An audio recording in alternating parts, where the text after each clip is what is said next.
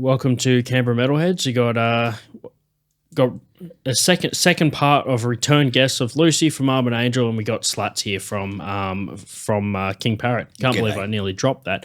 I nearly had to check the back of me flanny, which I got from the merch thing, and I forgot I didn't wear that fucking flanny. Have today. we got flannies now? Yeah. I can't keep up with our merchandise world. How's that for merch? Like Lucy's seen and moved the fair share of merch over the years. Flannies. It's a new concept. Yeah. I think new to me. Yeah, I think our best one is the high vis. High vis. Yeah. The high vis. I remember I think you were one of the first bands that I actually bought mosh shorts from as well. Yeah, there you go. Because that was a big thing for a while. Yeah. Still is mosh shorts. Like, oh, for sure. Yeah, you got to breathe. Got to let the balls breathe. Especially when you're in a King Parrot mosh, man. Like, hot and sweaty, nearly like the studio is right now. Actually, it's warming up, isn't it? Did it so that we could get in the zone for the mosh pit. Man, start with you, Slatts. What's tell me, well, just talking about mosh pits, what's the craziest thing you've seen in a mosh? Craziest mosh pit? I think what Youngie for a while there was doing the Wall of Death. And we've seen lots of different walls of death from different people, like the silent wall of death. And I'm going to guess that people out there are going to know what wall of deaths are, but basically to explain it quickly is where you part the crowd and then let them all smash into each other like that. Stole it from Lamb of God, dude. They've seen it. They know that. Yeah, exactly. Yeah. I knew that we hadn't created it, but you just use it. Like British Bulldog for the modern era. Exactly. God, I used to love British Bulldog when I was a kid. But there's been different variations.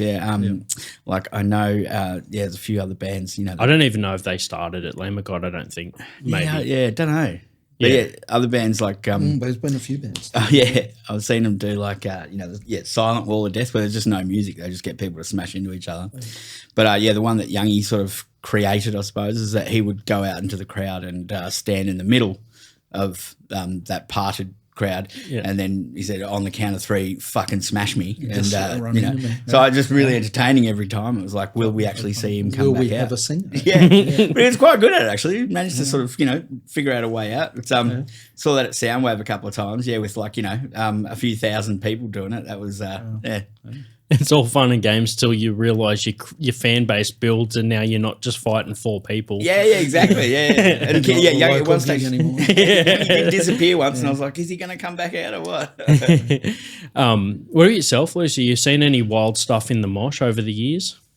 Probably, the youth cafe shows we put on in the early days when the kids were first getting into thrash metal in the early 80s, in the mid 80s. Yeah. They were pretty big, pretty intense, and probably the biggest thing I've seen is Bolt Thrower in Sydney at Selena's. Yeah, that was mentioning them before. Yeah, that was a pretty wild night. That 3 level death dives. And, I think there were a few ambulances called that night. Yeah, youth cafe stuff. Like just imagine people actually just figuring out what they're supposed to do as well. Yeah, that's true too. It was all pretty new back then in the early 80s. Yeah. No wrong answers. Mid to late 80s, actually. Early days when there's just like I remember seeing so originally from South Coast before Canberra, South Coast, New South Wales, and that's when Parkway, like this is my era. I'm showing not up with like the upper echelon of the early days of metal, but Parkway Drive was like the coastal punk hardcore was starting to develop, and Parkway Drive's massive now, doing whacking and stuff. I just watched their Australian Story episode on Monday. So it's amazing.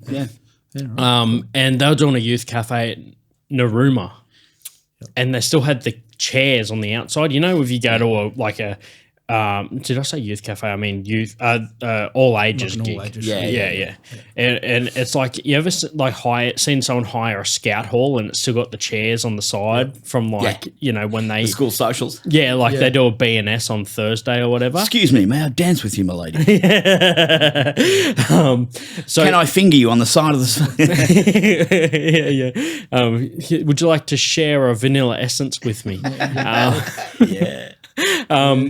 But it's a funny, man. My cousin from he's Central West New South Wales, man. Wild bit of gear. And he goes, man, Orange Essence is where it's at. That was his claim to fame. I definitely remember making our own alcohol. Yeah, But it wasn't long before those chairs were in the mosh pit. Just people were just throwing and lobbing them into each other, like it was getting wild. But it's just, I guess, how it is over the years. To be fair, I've seen less injuries from that than just standard, like, you know.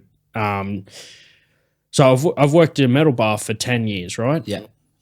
And I think in the 10 years I've been there, I've seen ambulances rock up about the same amount of time as one night in like a popular nightclub. Oh, yeah, for sure. Yeah. We probably know that it's kind of essentially a controlled violence in that sense. It's not actually people trying to hurt each other. Accidents happen at any gig, you know, whether it's pop or bloody Zumba. I reckon the wildest stuff I've ever seen is Indonesia. Like the first show we ever played, it was you know, pretty much all the shows that we played there were all ages, but just these kids, like literally like a kid like crouching down so his mate could actually launch himself off that person's back, or like a dude in the middle of two other guys like with his, you know, arms over the shoulders, just kicking and just running into that, like three dudes running like Mortal into the crowd. Kombat. That was awesome. The bicycle kick, you know. That's exactly what it was. It was unreal, and it was great.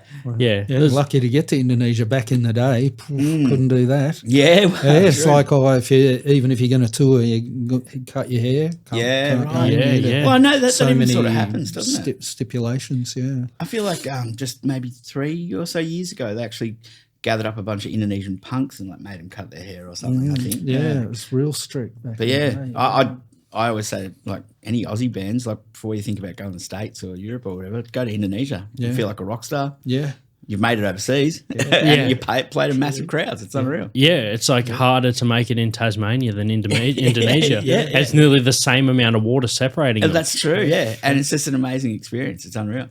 I guess being in Melbourne, like, because I'm looking at this from, like, a Canberra perspective, but I feel like being in Melbourne, you guys will probably be more likely to get more of a following in the Tassie scene. Have you done Tassie gigs? Many times. Yeah. And how do you find the crowds down there? Better than the South Australian crowds. Yeah, hear that, South Australia? Yeah, fucking. No, even knew what camera to look at. Bloody professional, isn't it? Yeah, the South Australian one. Like, I've always enjoyed Tassie. I mean, Squeeze Our Guitarist, he's next Taswegian. I love that they still call us mainlanders. It's unreal. It's good, man. It's like we've had the Psychroptic fellas at the basement a lot. I interviewed Todd, but he's from the States. But it's cool to see that, like you mentioned with Indonesia, like it's people are just stoked to see you going to them. I feel like people get into it more appreciative. See that you've made an effort. What about yourself? Has Adelaide, like, because even in comedy, Adelaide is the difficult place to sell tickets. Did you ever have any issues with Adelaide? No, Adelaide was really good. Yeah. I think sort of back in the early days, before we got a bit more into the mainstream, it was bands putting each other up. You know, you come down and play at our venue, stay at our place. We'll come up, crash on your lounge room floor, and you put a gig on for us up there. So you always had the locals pushing the narrative as well. Yeah, local bands. So things went a bit different when we started getting bookings through a tour promoter. They were still paying for street press and interviews and street posters and all that kind of thing. Yeah. But I did notice when you didn't have a local band sitting there pushing the agenda for you on the spot, the crowd sort of died off a little bit. You still needed to do both. I think also as well, like, if once you stay around for long enough as well, is that, you know, scenes change pretty quickly, and you can lose the contact, or bands break up, or people pair up and fuck off. You know, like it happens. Then the scene sort of rebuilds itself, and if you haven't got your finger on the pulse, and sort of leave it lose that connection, I suppose. Exactly. I think that's a lot of what the like the younger, like all ages youth cafe gigs, all that sort of gear brings up like a new wave of people. And that severely helps. You're building your fan base as your crowd is getting older and moving on. Like bringing in fresh blood. And you mentioned like making an effort. Like, King Parrot, our process has been for years now is that we, in Australia, we do all the regional shows that we can at least once a year. Like, we, as an example, we brought out Child Bite from the States like a few years back. We have to basically take out COVID years. Yeah. So not all that long ago, but, we drove a van with, 2 bands all the way out to the top end of Queensland and back and just played regional shows to, some nights 20, 30 people. But those people are grateful. So the next time when you just do the major cities, they make the effort too. Like come back. I think that's how it Well, works. not only that, if it's such a good time, and there's also a sort of uniqueness. Like if you saw something that your friends didn't see, you're going to rave about it. Yeah. And next time you've built your crowd again, suddenly. But people definitely appreciate it when you make the effort, don't they? Yeah, definitely. Yeah. I mean, AC/DC did it, In Excess did it, worked for them. Oh, yeah, it was the Aussie way, wasn't Exactly. it? Just tour and gig tour. I honestly think that, like, that's still a fucking winning formula. Yeah. Yeah, it Get out and play. definitely works, man. Like a lot of people put in the effort, and it goes to show, especially, like with yourself, man. Like I remember when I first seen King Parrot gig is in Canberra, I think 2013 maybe. Yep. I was just like, yeah, this is fucking something else. You know what I mean? Like it was my first time I've seen that level of energy from a band that I hadn't heard or seen live before. And then to see you come back only like a few years later with Phil Anselmo doing like touring with those guys. What was it like to hang out with, people from that clique and like to hang out with Phil Anselmo? What was that like? Well, it's definitely, I think initially, definitely like, fuck, it's a pinch yourself moment. Like, like from the very start, it's pretty unbelievable getting an email from him, but then, very, very fucking quickly ending up sleeping in, his house and the room I was in, looking around the black room, just with all these gold records and gold cassette tapes because they've been around for that long. But like, like definitely pinch yourself moment. But we've been lucky enough over the years. I mean, he produced our second album. Like we've toured with him plenty. Like they've become friends. So it's amazing. But yeah, like there's still always moments, where you go, fuck, can't believe that. Yeah, this is the guy. You'll be watching a random movie and the music comes on or whatever. It's like, fuck, okay. Yeah, it's guy. Okay, cool. I know the guy behind Walk, dude. Like, the dude who actually has this reach, like, oh, that's right, played to 1 million people in fucking Russia. Yeah, it's just, it would be so hard, like, because, like, dude, I don't fucking know. I've got some shit, ADHD, who the fuck knows? Yeah. But it would just, I would have to fight every ounce in my body to just fucking start singing Pantera shit to him, like just he'd be just in the middle of a conversation, I'd be just going like, "What do you say?" Like fucking, like dude, like, do you know that? You know Walk, dude? Do you know that song you sing? Yeah. It's so weird though how quickly that stuff get like getting to know somebody, the fame part or whatever. Once you get to know somebody, you forget about that. And that's what I meant. It just becomes that just every once in a while, it's like a pinch yourself moment. It's like, fuck, that's right. This guy's fucking huge. Well, my brother Lukey, like, he does he has a lot to do with the metalhead scene as well. So like I do Canberra Metalheads. He started South Coast Metalheads and we kind of do a lot of stuff together as well. It's all one thing. And like Lucy printed a lot of our patches for the early runs and that sort of stuff. So like we all tied together. And he was saying to me, he was just like, man, when we did they did a show. Do you remember the Magpies Club in Canberra, Lucy? Yeah, it was in Grima Place. That's it. Downstairs. Yeah. So these guys, so King Parrot did the underground. That's what I'm trying to remember. There's an underground Magpies downstairs. Club. Yeah. Okay. Yeah. Is that the same place? No, it's a different place. So, but I remember when I went there, it was just after you guys did the announcement of doing the recording and stuff with Phil and Simon doing the tour and all that shit. Yeah. And Lukey says to me, it's just like, dude, I went to buy merch at the end and I had this moment like, shit, these dudes still like, these guys were hanging out with Phil and Simon. Like he was just like going to buy merch and just through like residual fucking like contact, he's like, shit, I just shook the hand of the dude that's fucking shook the hand of Phil Anselmo, dude. And he's like, but to everyone else, it's just like, all right, so like, are you going to pay? How do you want cash, card? How you paying? But he's just still trying to process. Yeah. It's funny that I even like this. I guess seeing pride with anybody like I know I'm saying, like when I'm always just stoked when you see people like in the scene or whatever, like having success. It's like, fuck yeah, that's so great. Like, and you kind of feel a bit like it's part of you as well. It's great. Yeah, that's good, man. It's like you mentioned before with Bolt Thrower, like you sort of have like people that you look up to, and then they're like with you and helping you out and all that sort of stuff. That would have been fucking mad. I love Bolt Thrower. Yeah, awesome. they were great.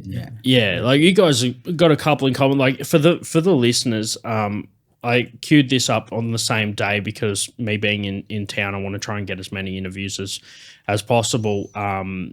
And just having you both in the same room's been cool to to get a bit of crossover. But there's a lot more in common than you might think. Like the original drummer, Skitsy from King Parrot, were just chatting about the Bolt Thrower gig. Would you say Damage opened for one of the openers? I think Damage opened for that all ages show in Victoria, yeah. So there's like all this crossover in the scene. I ended up having Skitsy on the show in a previous I think early 2021, just after everything opened, he kind of did like a drum thing, it wasn't a drum clinic, but it was like and fucking might as well have been though. Like everyone that was there were just drum nerds, just like at the front row staring. Well, he's a sick drummer, checking out his techniques or whatever. When I was very young, I remember going to see Cannibal Corpse, and like at the time, Damage were playing, and like the dudes from Cannibal Corpse were filming him playing drums. We're blown away by him. Yeah.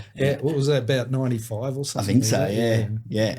It was sick. Yeah, so he's always been amazing. I'd never ever spoken to Skitsy until the first time we had a rehearsal, but I was massive. I was big into metal generally, as I was saying, like Armoured Angel. Like I used to get hot metal magazines religiously when they came out and cut out all the pictures and stick them on my wall and shit.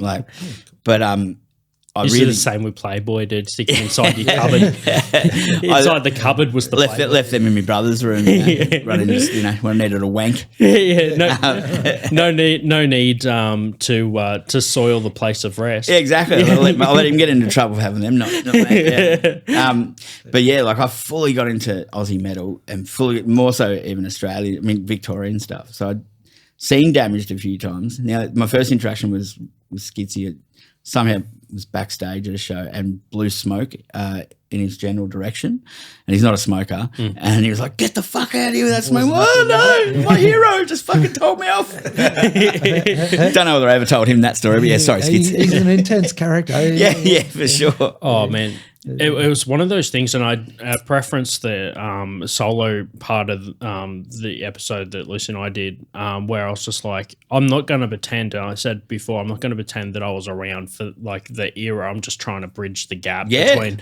And my bridging gap was King Parrot because I seen Skitsy with you guys, and that was my kind of introduction into like intense live music. Was seeing King. I seen my first ever live show was Lamb of God 2013. Yeah, right, sick. And was in the Wall of Death, and that was the same year that Randy went overseas and got in trouble for kicking that dude off stage. Apparently,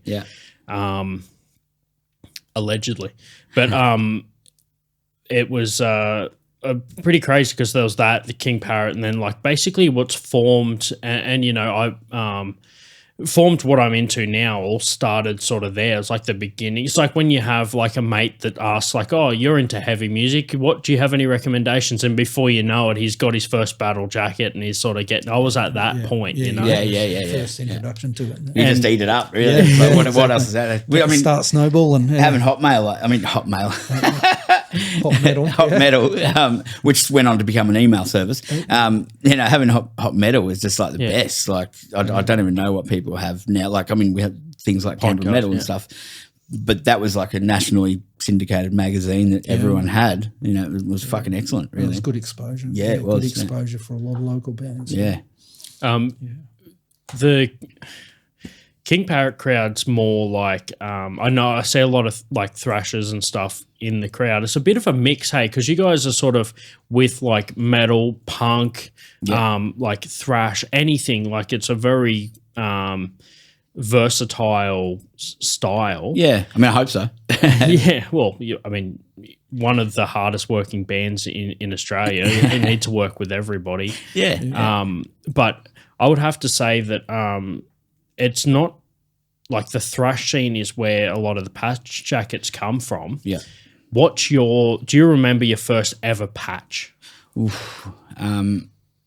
Fuck, I don't know whether I do, to be honest. Like, and I'm going to say this is going to be a bit outed here. Never had a battle jacket myself. Yep. Probably you're started, more of a high vis person, aren't you?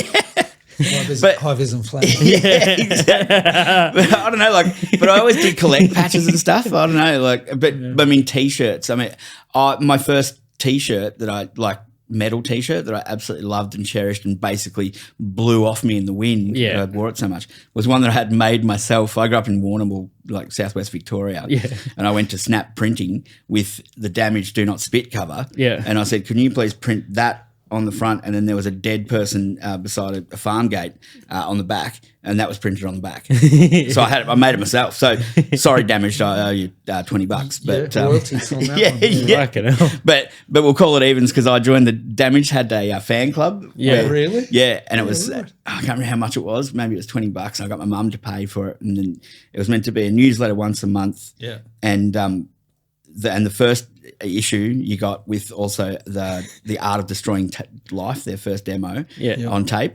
I got the first newsletter and the tape, and then didn't get it. After that, I think they might have went out of business. But it's hard to maintain anything like that. Yeah, It's I know. A lot of work. What a plan, best laid plans. Yeah, exactly. But that tape, still, I'm stoked that I got that, and I still have it. So, you know. That's good, man. Yeah, speaking of tapes, I do have Lucy brought in some Armoured Angel tapes as well, so I'll do a enjoy. Yeah, I'll do a track on one of those, like play it. Yes, I've got vinyl and everything, but I also have a way to digitalize all of them, so I can play cassette, but digitalize it and make it still sound like vinyl or cassette. Yeah. So usually for an outro track on a show, I'll usually have like vinyl or cassette of the band that we interviewed. Yeah. And in this case, I actually have every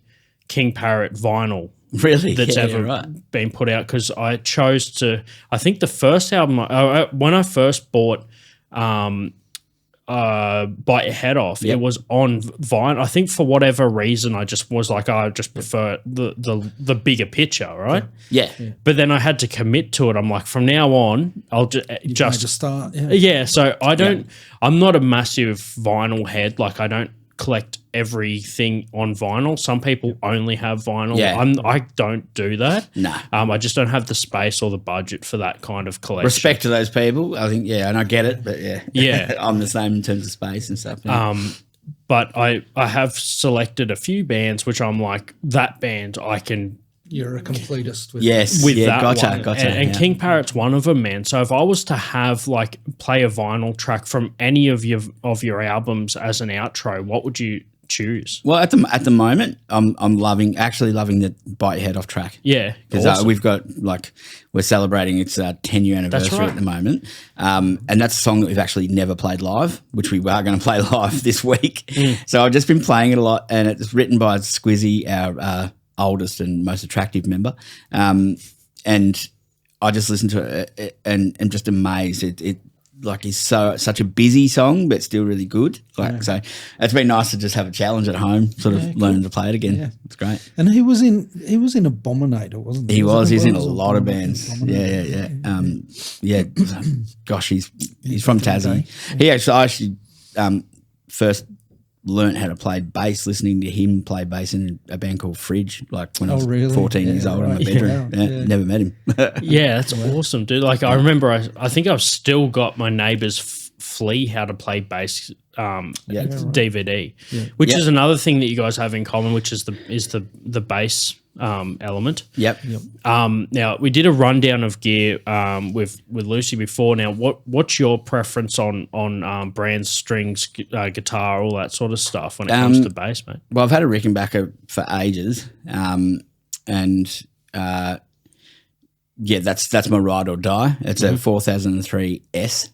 And S stands for special, but it's actually like the least special Rickenbacker. It doesn't have like dual input or doesn't have any fancy inlays. I thought the S stood for stereo, and that's why they had. It's a special. So it's the only one that doesn't have a stereo, but which is what I love. It's almost like the weird cousin of Rickenbacker, and that works out perfect for me. Yeah, and if you don't know what the weird cousin is, you are one. Yeah, exactly.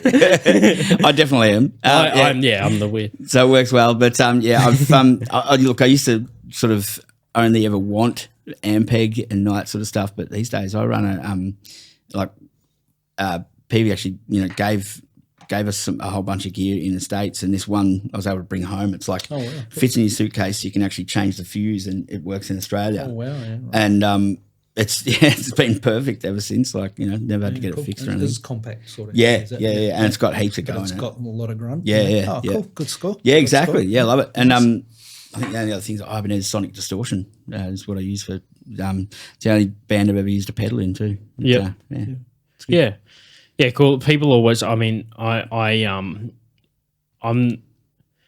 not at that point where I've let the tech knowledge wreck my view of the band. Like, I know some people, like, really, they focus on, like, oh, dude, why didn't he fucking, like, string it this way or whatever. Like, I'm still at the point where I don't know enough where I can, like, fuck it up for myself. Yeah. But, like, so you just ask the leading question. Yeah, but the good sort of. Well, I don't know shit. I'm in a band with I'm one of three bass players, and I'm the shittest bass player out of all three. So, Squeeze taught me how to play bass. Yeah. Youngie the singer was a bass player in every other band before this. So. It's a bit like the interview. I've seen like screenshots of it. Yeah. But you've seen where it's just like they're talking about like, I could just adapt that for King Parrot, where it's just like you'll literally see like when we're on stage pulling sounds and stuff, Squizzy or Youngie's over there actually doing my sound. I'm like, yeah, that sounds good. Yeah, no, I love it.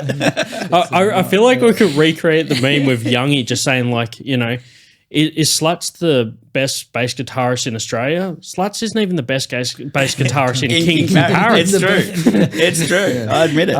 There's that meme with Pops where it's just like Youngie right in his face, and it's just like that's right. That was a show in Frankston. I remember that. It's sitting down on the couch. That's right. Yeah, it's so funny. It's just like after a hard day of not getting killed by the spiders and snakes and shit. This is how Aussies enjoy metal. Right. Yeah. That's right. Yeah. I haven't seen that in a while. Go and relax with a nice quiet band. Exactly. I think it was the most shared post Canberra Metalheads put out was that meme. Yeah, I love that. Actually, that was fantastic. But anyway, cheers for jumping in. I appreciate you sticking around, Lucy. It means a lot to have a really nice to meet you, Lucy. Yeah, likewise. And bridge the gap. And now we're going to be listening to some King Parrot from vinyl to you by Peace.